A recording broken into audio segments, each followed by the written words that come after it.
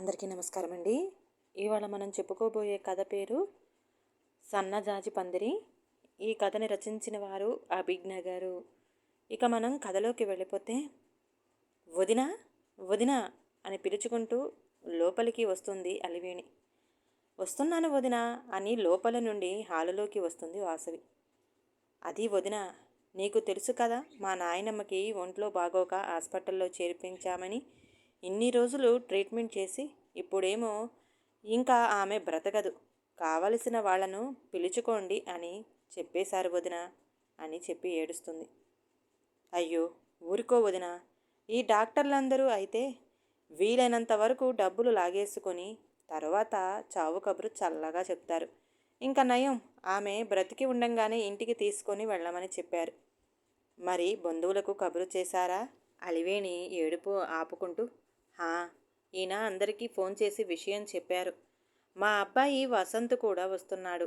అది వదిన, ఇంటికి చుట్టాలు వస్తున్నారు కదా, మా వాడికి ఎవరైనా వాడి పక్కన పడుకుంటే నిద్రపోడు. అందుకని వాడిని రాత్రిపూట మీ ఇంట్లో పడుకోనివ్వవా అని అడుగుతుంది వాసవి. అందులో అడగటానికి అంతగా ఏముంది? వసంత్ను ఈ ఇంట్లోనే ఉంచమన్నా ఉంచేస్తాను, సరేనా? ఇక ఏడవకు. ఇంటికి చుట్టాలు వస్తారని అంటున్నావు కదా, మరి సరుకులు అవి తెప్పించావా? వెళుతున్నా వదిన, నీతో ఈ ముక్క చెప్పి వెళ్దామని వచ్చాను. వస్తాను వదిన అని చెప్పి వెళ్ళిపోతుంది అలివేణి. బెడ్రూమ్ నుండి హాల్లోకి వస్తూ, ఎవరు వాసు వచ్చింది అని అంటూ వాసవిని అడుగుతాడు ఆమె భర్త కిరణ్. అలివేనండి, వాళ్ళ నాయనమ్మకి ఒంట్లో బాగోలేదని హాస్పిటల్లో చేర్పించారు కదా. కిరణ్ మధ్యలోనే, ఏమీ పోయిందటనా? అబ్బా, ఎప్పుడు చూడు అపశకునపు మాటలు మీరును అని చిన్నగా కోప్పడుతుంది వాసవి. ఇది మరీ బాగుంది. ఇప్పుడు నేను ఆమె ఇంకో 100 ఏళ్ళు బతుకుతుంది అని అంటే మటుకు 100 ఏళ్ళు బతికేస్తుందా? అయినా ఇప్పటికే ఒక 90 ఏళ్ళు ఉంటాయి. ఇంకా ఆమెను బ్రతకమని అడిగి ఆమె ప్రాణాలను ఇబ్బంది పెట్టడం కాకపోతే ఇంకెందుకు అని అంటాడు. సరేలేండి, మీతో మాట్లాడితే నేనే వెళ్ళి ఆవిడను చంపేసేటట్టున్నాను. ఇంకా ఆపండి. అసలు విషయం చెప్పడం మర్చిపోయాను. వాసవి వాళ్ళ ఇంటికి చుట్టాలు వస్తున్నారట. అందుకని వాళ్ళ అబ్బాయిని రాత్రిపూట పడుకోవడానికి మన ఇంటికి పంపుతానంది. సరే అన్నాను. ఏంటి, నన్ను అడగకుండా మాట ఇచ్చేశావా? నీకు మతి ఉండే ఇచ్చావా అని అరిచినంత పనిచేశాడు కిరణ్. కిరణ్ని చూసి కొంచెం భయపడుతుంది వాసవి. ఇప్పుడు నేనేమి చేశానని అలా అరుస్తున్నారు? ఒక్క పూట మన ఇంట్లో పడుకోవటానికి అడిగితే సరే అన్నాను. అందులో తప్పేముంది? అలివేణి ఏమన్నా పరాయిదా? తోబుట్టు కాకపోయినా మిమ్మల్ని ఎంత ప్రేమగా అన్నయ్య అని పిలుస్తుంది. వద్దు వద్దు అంటున్నా ఇదిగో కాలనీలో ఈ మూలకు ఇల్లు కొన్నారు. సముద్రం చూడవచ్చు, ప్రశాంతంగా ఉండవచ్చు అని. అలివేణి పక్కనోళ్ళు కాబట్టి సరిపోయింది. మీరు ఆఫీసుకు వెళ్ళాక నాకు తోడుగా ఉంటూ నన్ను సొంత అక్కలా చూసుకున్న అలివేణి ఇన్ని సంవత్సరాలకు నోరు తెరిచి ఒక్క సాయం అడిగితే చెయ్యనని చెప్పమంటారా అని ఏడుస్తూ వాళ్ళ గదిలోకి వెళుతుంది. వాసవి మీద అనవసరంగా అరిచాను అని బాధపడతాడు కిరణ్ దీర్ఘంగా నిట్టూర్చి. వాసవి దగ్గరికి వెళ్ళి ఆమెను అనునయంగా, అలా అని కాదు వాసు, మన ఇంట్లో పెళ్ళికి ఎదిగిన పిల్ల ఉంది కదా, తనను ఇంట్లో ఉంచుకొని వయసుకు వచ్చిన పిల్లవాడిని రాత్రిపూట ఇంటికి వస్తూ ఉంటే చూసేవాళ్ళు ఏమనుకుంటారు? అందుకని ఏదో కొంచెం కోపంలో అలా అరిచాను. నువ్వు చెప్పింది కూడా నిజమే కదా, నేను తొందరపడ్డాను, సారీరా. నువ్వు ఏడవకు, నేను చూడలేను అని బుజ్జగిస్తాడు. వాసవి ముక్కులు ఎగపీలుస్తూ, అనేవన్నీ అంటారు, మళ్ళీ ఏడిస్తే చూడలేను అని అంటారు. అయినా వసంతును మన చిన్నప్పటి నుండి ఎరుగుదుము, చాలా మంచి కుర్రాడు. అయినా రాత్రిపూట ఇంటికి ఒక మగపిల్లాడు వచ్చాడంటే పిచ్చిగా ఆలోచించే వాళ్ళ గురించి నేను పట్టించుకోను. అటువంటి అల్పబుద్ధి ఉన్నవారికి నా కూతురిని చచ్చినా ఇవ్వను. దానిని అర్థం చేసుకుని ప్రేమించేవాడికే ఇచ్చి పెళ్లి చేస్తాను. మీరేమంటారు? నువ్వేదంటే అదే అంటాను అని నవ్వుతాడు కిరణ్. వాసవి కూడా నవ్వేస్తుంది. వాసవి నవ్వును చూసి మనసు తేలిక పడటంతో ఆమె ఒళ్ళో తలపెట్టుకొని పడుకొని ఆమె చేతి వేళ్లతో ఆడుతుంటాడు. ఆమె సమక్షంలో చిన్న పిల్లాడిలా మారిపోయిన భర్తను చూసి మురుసుకుంటూ మరొక చేతితో అతని తలను నిమురుతుంది. ఇంతకీ ఎన్ని రోజులు వసంత్ ఉంటాడు అని అడుగుతాడు కిరణ్. ఏమో అండి, వాళ్ళ జేజమ్మ ఇప్పుడో రేపో అన్నట్టు ఉంది. ఆమె కార్యక్రమం అయిపోయాక వెళ్ళిపోతాడు అని అంటుంది వాసవి. అదే ఎన్ని రోజులని? ఇది మరీ బాగుంది. నాకెలా తెలుస్తుంది ఎన్ని రోజులని? బహుశా ఒక 2-3 రోజులకు వెళ్తాడనుకుంటాను. మరి అతనికి పడక ఎక్కడా? ఇంకెక్కడా? మీతోని. కిరణ్ దిగ్గున లేచి కూర్చుంటాడు. ఏంటి నాతోనా? కుదరదు. నువ్వు లేకుండా నాకు ఒక్కరోజు కూడా నిద్ర పట్టదు. నేను ఒప్పుకోను అని బుంగమూతి పెట్టుకుంటాడు. వాసవి నవ్వి, నేను మాటిచ్చేశాను, మీతోనే ఉంటాడు. అయినా ఏంటిది చిన్నపిల్లాడిలా పెళ్ళిడికి వచ్చిన పిల్లను పెట్టుకొని ఏంటి మీరు చేసే అల్లరి అని ఇష్టంగా కసురుకుంటుంది. పిల్లలు పెద్దగా అయితే పెళ్ళాం మీద ప్రేమ పోతుందా? నువ్వు పురిటికని పుట్టింటికి వెళితేనే నేను ఉండలేకపోయాను. అయినా నా చిన్ని తల్లిని పద్దాక పెళ్ళిడికి వచ్చిందంటావు. అప్పుడే పెళ్లి చేసి పంపుదామనుకుంటున్నావా? ఎందుకు గుర్తులేదు? మీ వాలకం చూసి మా పుట్టింటి వాళ్ళు నన్ను ఎంతగా ఆట పట్టించారో మీకేం తెలుసు బాబు. బాబుగారు, మీ చిన్న తల్లికి ఇప్పుడు 23 ఏళ్ళు. ఇంకా పెళ్లి చేయకపోతే ఎట్లా? నన్ను ఎన్నేళ్లకు పెళ్లి చేసుకున్నారో గుర్తు ఉందా? ఇప్పుడు అవన్నీ ఎందుకులే, వదిలే రాదు. ఏదో నిన్ను చూడకుండా ఉండలేక అప్పుడు అలా వచ్చాను. కానీ నిన్నేమన్నా ఇబ్బంది పెట్టానా చెప్పు. ఎంత గుడ్ బాయ్లో ఉన్నాను. అవును, నా అదృష్టం చూసి మా అమ్మ ఎంతగా మురుసుకుందో అని గతాన్ని గుర్తు చేసుకుని ఆనంద బాష్పాలు రాల్చుతుంది. వాసవిని చూసి టాపిక్ డైవర్ట్ చేయడానికి మల్లీశ్వరి లేచిందా? వాసవి కళ్ళు తుడుచుకొని, మీ ముద్దులు కూతురు గురించి నాకు తెలియదు, అది ఎక్కడికి వెళ్ళిందో అని కోపంగా లేచి వంటగదిలోకి వెళ్ళిపోతుంది. తన శ్రీమతి కోపం చూస్తూనే అర్థమైంది తన కూతురు ఎక్కడికి వెళ్ళిందో. ఫోన్ తీసి తన కూతురికి కాల్ చేస్తాడు. మల్లీశ్వరి కాల్ అటెండ్ చేసి, హలో నాన్న, మీ ఆవిడ అప్పుడే మొదలుపెట్టిందా?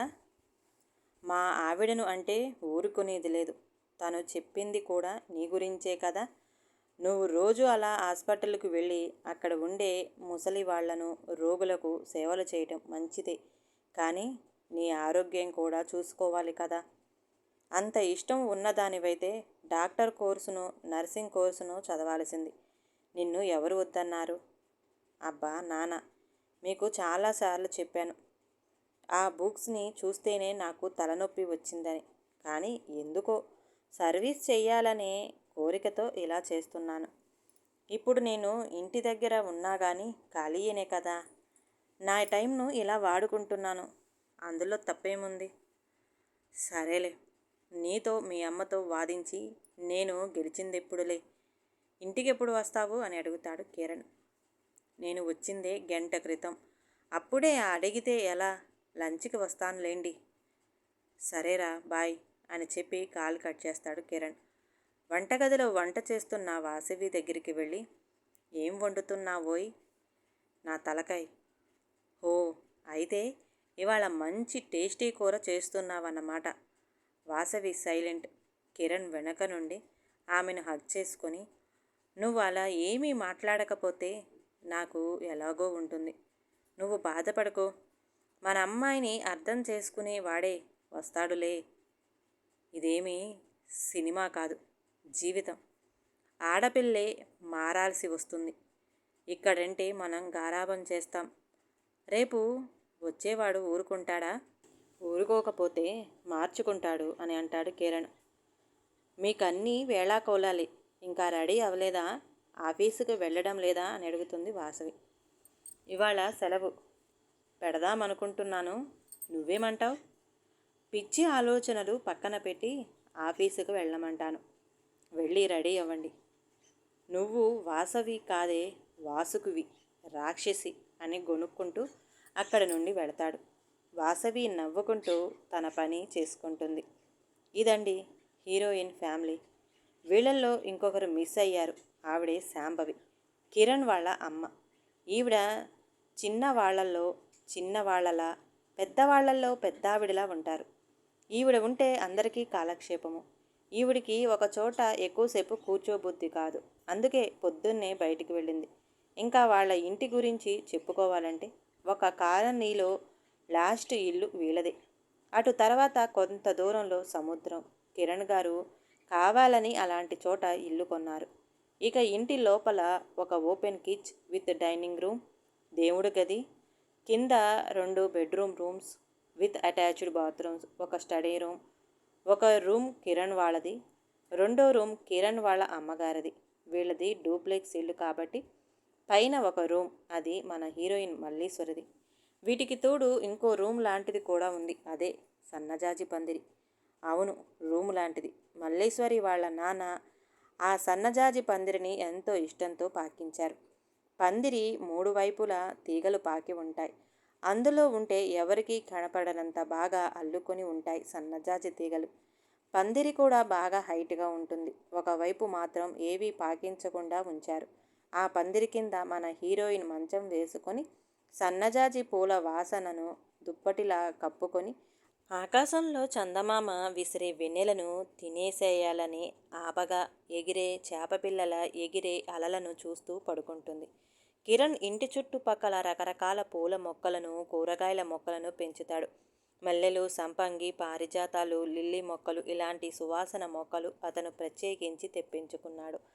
అతని ఇంట్రెస్ట్ అండ్ కేర్ కారణంగా అతను పెంచే మొక్కలన్నీ రెండింతలు పూస్తాయి, కాస్తాయి. వీళ్ళకి చుట్టాలు పెద్దగా లేరు కాబట్టి ఇంటికి వచ్చిపోయే వారి సంఖ్య కూడా తక్కువ. కాబట్టి ఇల్లు కూడా సరిపోయేంతగా కట్టించుకున్నారు. ఇంటి చుట్టూ ఖాళీ స్థలం ఎక్కువ. ఇప్పుడు హీరో గారి ఇంటి గురించి, అదే కాలనీలో కిరణ్ వాళ్ళ రాకముందు వీళ్ళదే చివరి ఇల్లు.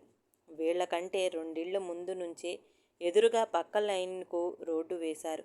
వీళ్ళ ఇంటికి ఎదురు రోడ్డు మీద సాయంత్రం జనాలు కూర్చోడానికి అక్కడక్కడ కొంత దూరంకి సిమెంట్ బెంచీలు వేసి ఉంటాయి. ఇంకా ఆ తర్వాత ఇంకేమీ ఇళ్ళు ఉండవు. అలివేణి పక్క ఇల్లు వాళ్ళు పెద్దగా ఎవరితోనూ మాట్లాడేవారు కాదు. వాళ్ళది నార్త్ ఇండియా. భాషా భేదం వల్లనో స్థాన భేదం వల్లనో వాళ్ళు సరిగ్గా మాట్లాడేవాళ్ళు కాదు. అలివేణికి ఊసిపోయేది కాదు. కిరణ్ వాళ్ళు వచ్చాక ఆమెకు చాలా ఆనందం వేసింది. వాసవి కూడా కలుపుగోలు మనిషి కావటంతో ఇద్దరికీ తెలియని బంధం, అనురాగం ఏర్పడతాయి. ఇద్దరూ వదినా వదినా అని పిలుచుకున్న అక్కా చెల్లెళ్ళు ఉంటారు. వేణు ఇంకా కిరణ్ ముందు నుంచే ఫ్రెండ్స్ కాబట్టి వాళ్ళు ఎలాంటి చిక్కులు లేకుండా అందరూ కలిసిపోతారు. కిరణ్ మరియు వేణు ఒకే ఆఫీస్లో పనిచేస్తుంటారు. ఇద్దరివి వేరువేరు సెక్షన్స్. ఎవరి సెక్షన్స్కి వాళ్ళు మేనేజర్లు. వేణు ఎవరనుకుంటున్నారా? అలివేణి భర్త, మన హీరోకి తండ్రి. అలివేణి చిన్న చిన్న విషయాలకు కూడా ఫీల్ అవుతుంది. కానీ వేణు చాలా గంభీరంగా, స్థిరంగా ఉంటాడు. వాళ్ళిద్దరిలోని ఈ లక్షణాలను కలగలిపి వసంత్కు ఉంటుంది. తనలో ఎమోషన్స్ ఎన్ని ఉన్నా కానీ స్థిరంగా ఉంటూ ఎప్పుడు ఎఫెక్షన్స్ చెయ్యాలో అప్పుడే బయటపడతాడు. వసంత్ను 10 ఏళ్లప్పుడే సైనిక్ స్కూల్లో జాయిన్ చేస్తాడు వేణు. తన కొడుకు తనలా కాక మంచి స్థాయిలో ఉండాలని అలివేణి వద్దు అని ఎంతగా మొత్తుకున్నా జాయిన్ చేశాడు. సెలవులు వచ్చినప్పుడు కూడా ఏదో ఒక సమ్మర్ క్యాంపులో జాయిన్ చేసేవాడు. అందుకు ఒక కారణం ఉంది. వేణు వాళ్ళది పెద్ద కుటుంబం. వేణుకి చదువు పెద్దగా అబ్బలేదు. ఏదో మామూలు ఉద్యోగంలో చేరతాడు. ఇంటికి చుట్టాల తాకిడి ఎక్కువ కావటంతో వచ్చే జీతం ఇంట్లో ఖర్చులకు, వీరు అప్పు చేయకుండా గుట్టుగా ఉండటానికి సరిపోయేవి. తన కొడుకు తనలా ఇబ్బంది పడకూడదని తన పరిస్థితి తెలిసి కూడా సైనిక్ స్కూల్లో చేర్పిస్తాడు. కాలం కలిసొచ్చి వేణు కష్టపడే తత్వం చూసి ఆఫీసులో వాళ్ళు కూడా వేణుకి ప్రమోషన్లు ఇచ్చేవారు. అలా వేణు చిన్న పొజిషన్ నుండి ఇప్పుడు మేనేజర్ స్థాయికి వస్తాడు. కాలంతో పాటు పెద్ద కుటుంబం కాస్త చీలి చిన్న కుటుంబంగా మిగిలిపోయింది. ఒకప్పటి ఇబ్బందులు ఇప్పుడు లేవు. చిన్నప్పుడు వసంత్ను సైనిక్ స్కూల్లో వేయటం వల్ల మల్లీశ్వరి 2 ఇళ్లకు గారాల పట్టయింది. తర్వాత రోజు సాయంత్రానికి వసంత్ ఇంటికి వచ్చేసరికి ఇంట్లో అప్పటికే కొంతమంది చుట్టాలు వచ్చేసి ఉంటారు. వెళ్ళి అలివేణి పలకరించి జేజమ్మ ఎలా చనిపోయింది అని అడుగుతాడు ఏడుపు మొహంతో. జేజమ్మ ఇంకా చనిపోలేదురా అని అంటుంది అలివేణి. ఏంటి ఇంకా చనిపోలేదా? మరి పోయిందని ఎందుకు చెప్పారు అని సీరియస్ అవుతాడు వసంత్.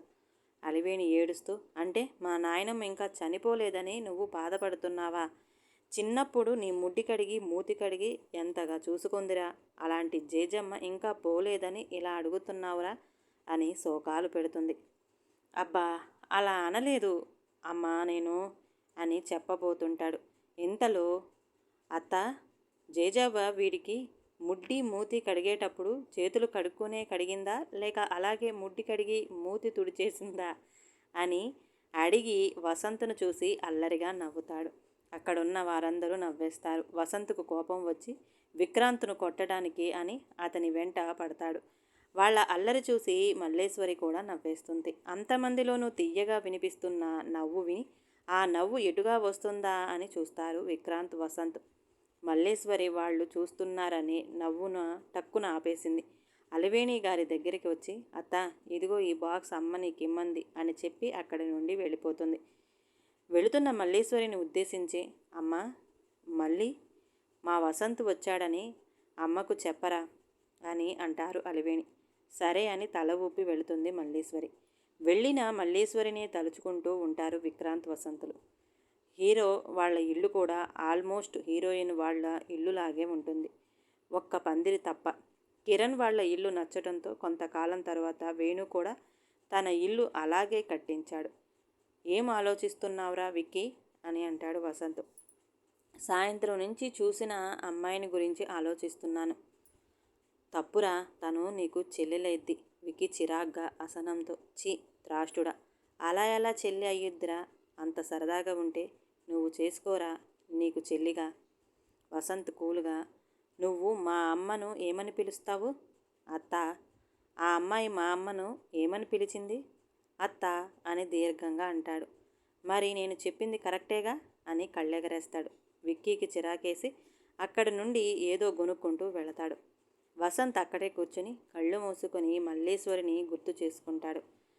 విశాలమైన నుదురు మీద నాట్యం చేస్తున్న ముగ్గురులు, తీర్చిదిద్దిన కనుబొమ్మలు, మరీ చిన్నగా కాదు మరీ పెద్దగా కాని కళ్ళు, ఆ కనులకు పెట్టిన సన్నని కాటుక, కోటేరు లాంటి ముక్కు, టమోటా పండుకు తన పెదవుల నుండి ఆ రంగు ఇచ్చినట్టు ఉన్న ఆ పెదాల రంగు, కొద్దిగా లావు పెదాలతో చిన్న నోరు, చక్కని గెడ్డం, పొడుగాటి మెడ, తన మెదడులోని ఆలోచనలు విని అల్లరి చేస్తున్న జుంకాలు, పిరుదుల మీద నాట్యం చేసి ఆమె నల్లని ఒత్తైన జడ, బొద్దుగా ముద్దుగా అచ్చంగా బొండు మల్లెలా ఉంది మల్లేశ్వరి.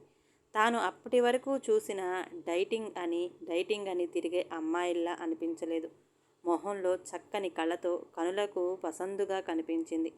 తనని చూసినప్పుడు ఆమె కళ్ళల్లో కనిపించిన మెరుపు నిజమా లేక తన భ్రమణ అని అనుకున్నాడు.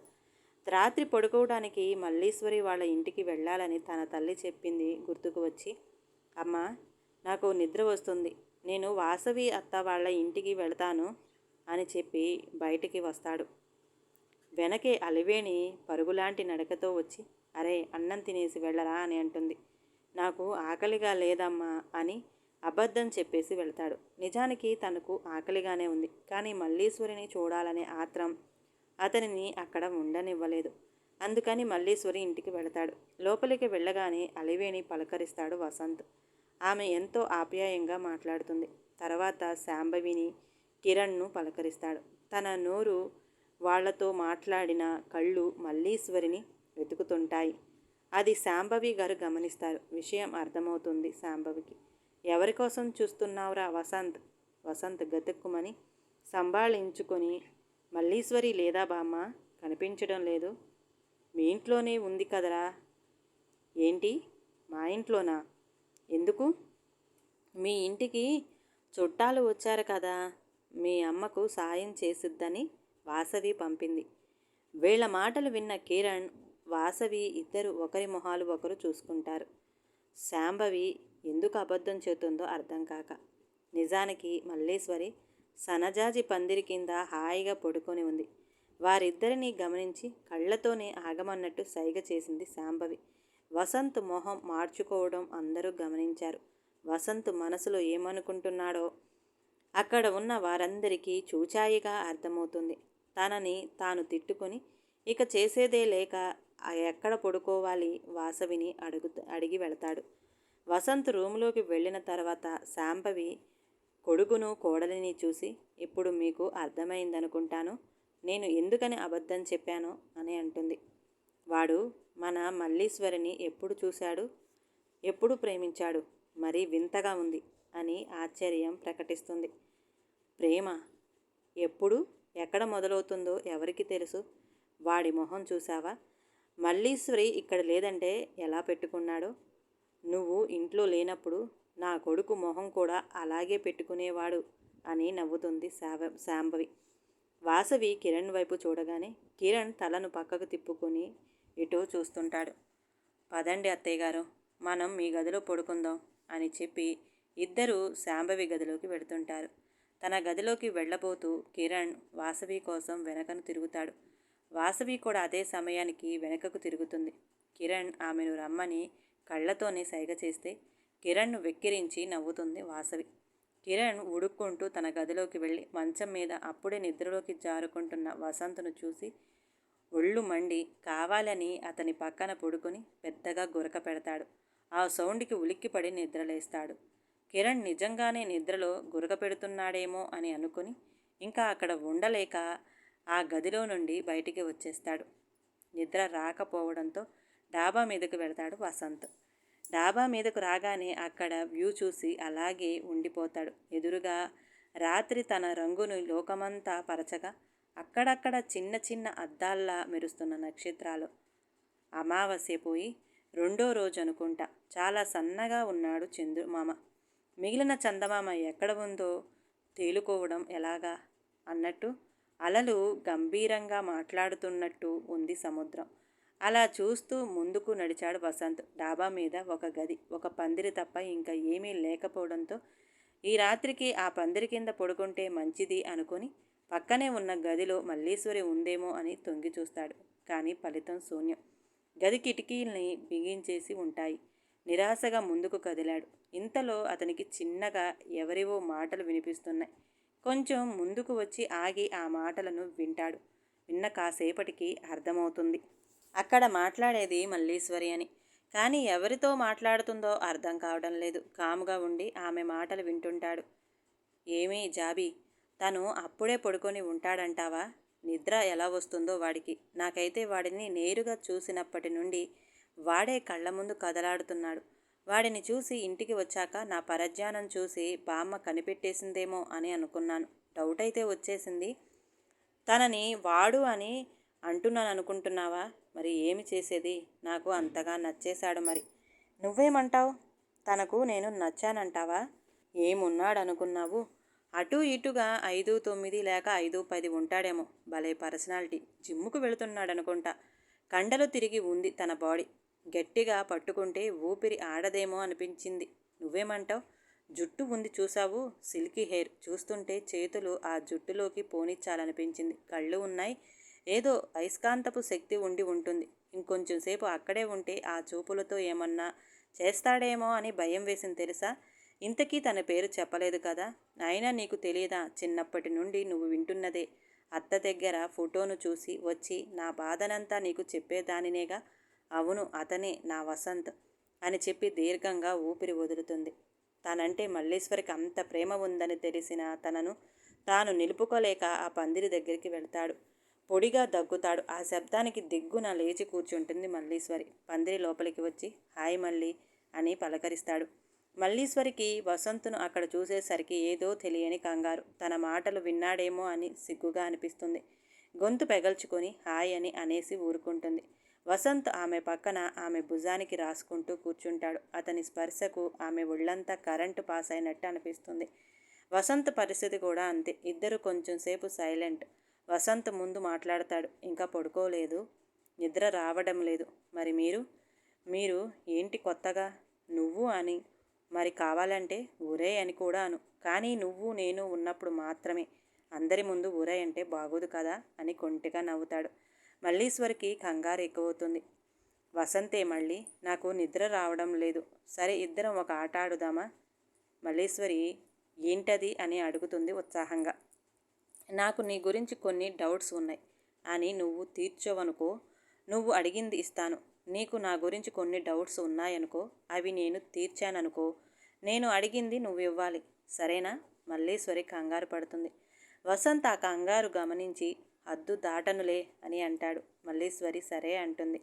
ముందు నీకు నా హైట్ గురించి చెప్పనా? 5'10". ఇకపోతే జిమ్కు వెళతాను.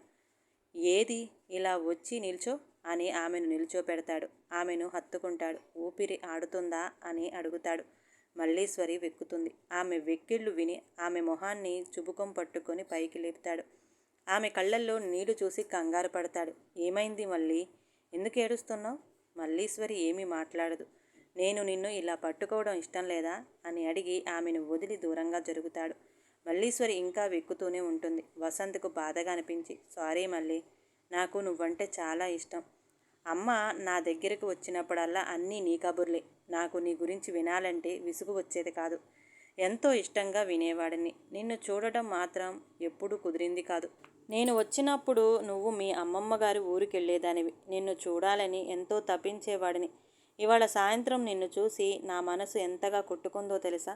నిన్ను చూడాలని ఎంతో ఆత్రంగా వచ్చాను. నువ్వు మా ఇంట్లోనే ఉన్నావని బామ్మ చెప్తే నన్ను నేను ఎంతగానో తిట్టుకున్నాను. నిద్ర పట్టక పైకి వచ్చిన నాకు నువ్వు ఈ సన్నజాజి చెట్టుతో మాట్లాడటం విని నువ్వు తప్పించే వసంత్ నేనే అనుకొని ఇలా చొరవ తీసుకున్నాను. నీ ఏడుపు చూశాక నాకు అర్థమైంది. నీ ప్రేమను పొందిన అదృష్టవంతుడిని నేను కాదని. నన్ను క్షమించు. ఇంకోసారి నీకు నా మొహం కూడా చూపించును అని చెప్పి అక్కడి నుండి వెళ్ళపోతాడు. వెళుతున్న వసంత్ చేతిని పట్టుకొని ఆపి అతనిని హగ్ చేసుకుంటుంది. వసంత్ ఆశ్చర్యంగా మల్లీశ్వరి కేసి చూస్తాడు. నేను ప్రేమించింది నిన్నే. ఇందాక జాజి చెట్టుతో మాట్లాడటం విని నన్ను ఏడిపిస్తున్నావేమో అని అనుకున్నాను అని చెప్పి ఇంకా గట్టిగా హగ్ చేసుకుంటుంది. వసంత్ ఆనందంగా ఆమెను చుట్టేస్తాడు. కొంతసేపటికి ఆమెను వదిలి ఆమె చుబుకాన్ని పట్టి తల పైకి లేపి, మరి నీ డౌట్లు నేను తీర్చాను కదా, మరి నాకు కావలసినవి నువ్వు ఇవ్వాలి. మల్లీశ్వరి సిగ్గుపడుతూ ఏం కావాలి? వసంత్ ఆమెను దగ్గరికి తీసుకుని నీ నీలాల కళ్ళు కావాలి అని చెప్పి ఆమె కనుపాపల మీద ముద్దు పెడతాడు. అతని పెదవుల స్పర్శ ఆమెలో కొత్త రాగాలను శృతి చేస్తున్నాయి. నీ కెంపుల చెక్కిళ్ళు కావాలి అని చెప్పి ఆమె చెంపలను ముద్దు పెట్టుకుంటాడు. రేపు మన పెళ్ళయ్యాక నా పేరుతో నీ పాపిటను నింపుతావు కదా, ఆ పాపిడి నాకు కావాలి అని చెప్పి ఆమె పాపిటిని ముద్దాడుతాడు. ఆమెకి సిగ్గు ముంచుకొస్తుంది. ఆమె మోమును తన చేతుల్లోకి తీసుకొని మన పెళ్ళి అయ్యాక ఎవరూ లేనప్పుడు ఒరే అని ముద్దుగా పిలుస్తావు కదా అని పిలిచే నీ పెదవులు కావాలి అని చెప్పి ఆ పెదాలను ముద్దు పెట్టుకోబోతుంటే ఎవరో పొడి దగ్గుతారు. ఆ సౌండ్ విని ఇద్దరు ఉలిక్కిపడి దూరం జరుగుతారు. తగ్గింది ఎవరా అని చూస్తే బామ్మ.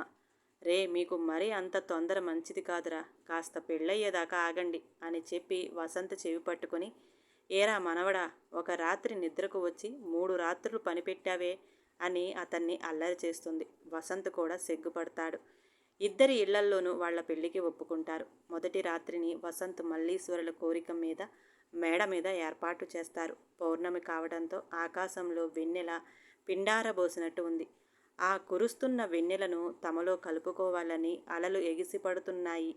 పిల్లగాలి అల్లరిగా ఎదమీద పైటను ఉంచనట్టు ఆమెను చుట్టేస్తుంది. ఆ గాలికి వంత పాడుతూ పూలు తమలోని సువాసనలను పిల్లగాలిలో చేరి ఆమెను ఉడికిస్తున్నాయి. అతని రాక కోసం ఒళ్ళంతా కళ్ళు చేసుకుని సంద్రం వైపు తిరిగి నుంచుంది.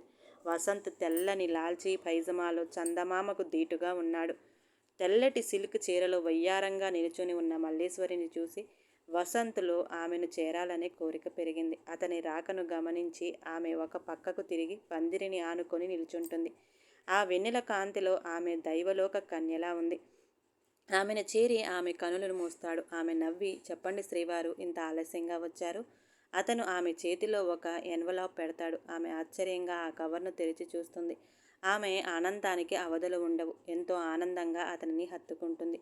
ఇందుకే ఇంత లేట్ అయింది. నీకు సోషల్ సర్వీస్ అంటే ఇష్టం కదా, అందుకే నీకు మేనేజ్మెంట్ కోర్స్ అడ్మిషన్ తీసుకున్నాను. ఇది పూర్తి చేశాక నీ సొంతంగా ఒక ఎన్జిఓ మొదలుపెట్టి నీకు నచ్చిన సోషల్ సర్వీస్ చేసుకోవచ్చు అని చెప్పి ఆమెను మరింతగా హత్తుకుంటాడు. మొన్న నాకు ఇవ్వవలసినవి కొన్ని ఇచ్చావు, ఇప్పుడు మొత్తం వడ్డీతో సహా తీసుకుంటాను అని చెప్పి ఆమెను మరింతగా పొదువుకుంటాడు. ఇద్దరూ కలిసి సన్నజాజి పందిరిలోకి వెళతారు. అలివేణి, వేణు, వాసవి, కిరణ్, వేణు వాళ్ళ ఇంట్లో చిలకలు తింటూ మాట్లాడుకుంటారు. అలివేణి, మన వసంతకు వసంత్ అని పేరు ఎందుకు పెట్టారు? వాడు వచ్చాకే మా జీవితంలో వసంతం వచ్చింది. అందుకే మా ప్రేమకు గుర్తుగా వాడికి ఆ పేరు పెట్టాము అని అంటుంది అలివేణి. కిరణ్, మరి మల్లీశ్వరి ఆ పేరు ఎందుకు పెట్టారు?